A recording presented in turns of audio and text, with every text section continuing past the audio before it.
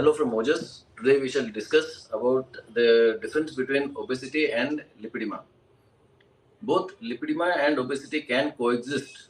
So it sometimes becomes difficult for a person to differentiate between whether the person is having obesity or lipedema or both. Now, in a typical patient having obesity, the fat is a normal fat, but there is an over deposition and overproduction and over deposition of fat all over the body, mostly in the central part of the body, that is the chest and the abdomen, the back. These are the areas where fat is unusually there is excessive deposition of fat in these areas. Sometimes in a typical patient with a central obesity, in obesity there are two types of obesity. One is the generalized obesity and the other is the central obesity. In a generalized obesity, you find there's abnormal amount of fat deposition all over the body, starting from the cheeks, neck, chest, abdomen, back, arms, and the lower limbs. But in patients who are having central obesity, you find that the patients have an abnormal deposity and the predisposition of developing deposition of fat in the neck, especially neck, chest, abdomen, the back, and the flanks. These are the areas where abnormal amounts of fat is deposited. And of course, now again when we talk about obesity, there are again two types of obesity again. One is the subcutaneous obesity and the visceral obesity. The subcutaneous obesity is the excessive amount of fat that is deposited between the skin and the underlying muscle. Whereas visceral obesity is the fat that is deposited all around the internal organs, that is the intestines, the stomach, the pancreas, into the liver, and in the intraperitoneal cavity, that is under the muscle layer. So the entire, the cavity, the abdominal cavity is loaded with fatty deposits.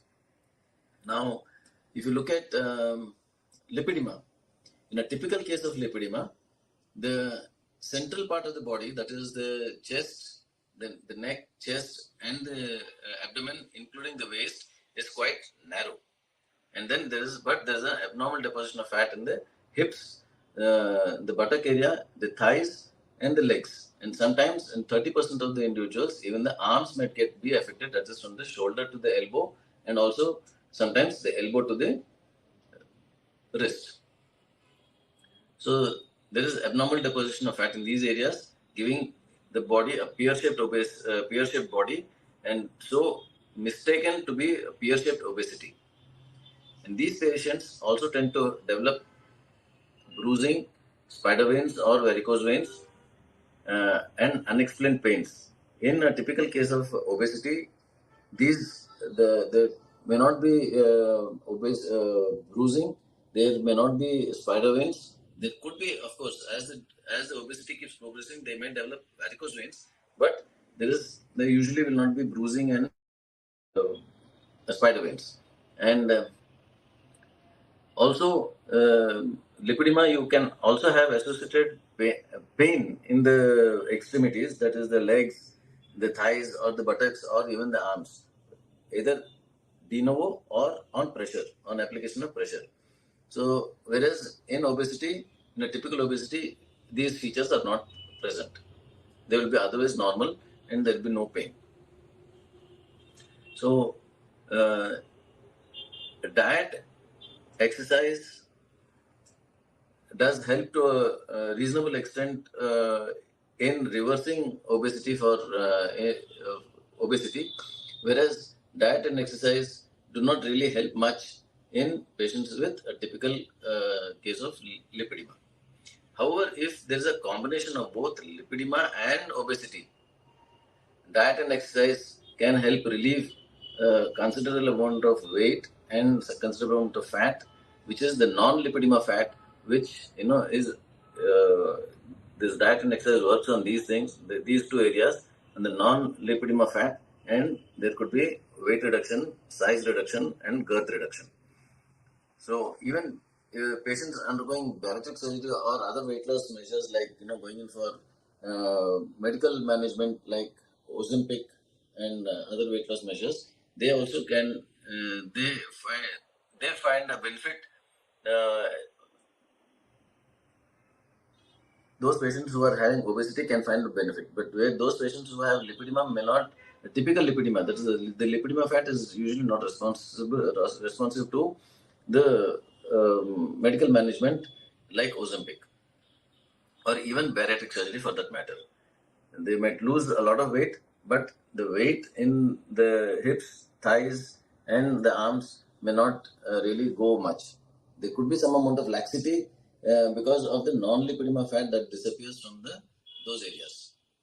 But you find a considerable amount of reduction from the neck, from the chest, abdomen, back, and the waist. So these are all the typical features of and differences between lipedema and obesity. The typical treatment for lipedema is a ketogenic diet. It works to a certain extent along with intermittent fasting and a high protein, low carbohydrate diet. With exercises, if you do exercise that you can tolerate, do not overdo and strain your joints and your muscles, and do not go for heavy massages because that can be deleterious to your lymphatic system. You can look at other conservative methods like compression garments, stockings, and compression crepe bandages, moderate compression, not very high pressure. You can also consider vibration therapy. You can also consider a lymphatic compression pump for around 20 minutes to half an hour on a regular basis. You can also consider manual lymphatic drainage or kinesiotaping. And so far, by far the best treatment that has been found for lipedema is the lymphatic sparing water-assisted liposuction. So this lymphatic sparing water-assisted liposuction, while protecting the lymphatic system and the venous system, aims to target the excessive amount of fat which is engulfing these structures and removing that while giving shape as well as removal of the diseased fat. This can be done in stages so that the patient is quite comfortable and recovers faster. Thank you.